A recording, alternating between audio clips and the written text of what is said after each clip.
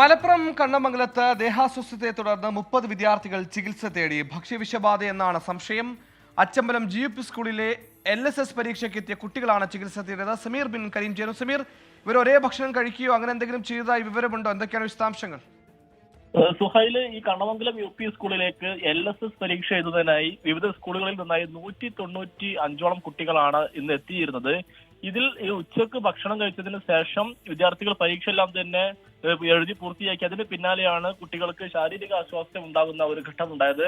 തുടർന്ന് 20ഓളം കുട്ടികൾക്ക് ഈ ആരോഗ്യ പ്രശ്നം ഉണ്ടാവുകയും ഇവരുടെ തിരുരങ്ങാടി താലൂക്ക് ആശുപത്രിയിലും മറ്റുള്ള ആശുപത്രിയിലും പ്രവേശിക്കുകയാണ് ഉണ്ടായത് എന്നുള്ളതാണ് നമുക്ക് മനസ്സിലാക്കാൻ കഴിയുന്നത്. ഒരു അധ്യാപികക്കും സമാനമായ രീതിയിൽ പ്രശ്നമുണ്ട്.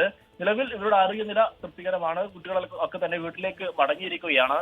സംഭവത്തിൽ സ്കൂളിൽ വിശദമായ പരിശോധന ഒപ്പം തന്നെ മറ്റെല്ലാം തന്നെ നടന്നു വരികയാണ്. സുഹൈൽ, ശരി, 30 വിദ്യാർത്ഥികൾക്ക് ദേഹാസ്വസ്ഥ്യം, ഭക്ഷ്യവിഷബാധ എന്ന സംശയം. ആരുടെയും നില ഗുരുതരമല്ല, ആശ്വാസകരമാണ് എന്ന വാർത്തയാണ് ആശ്വസിക്കുന്നത്.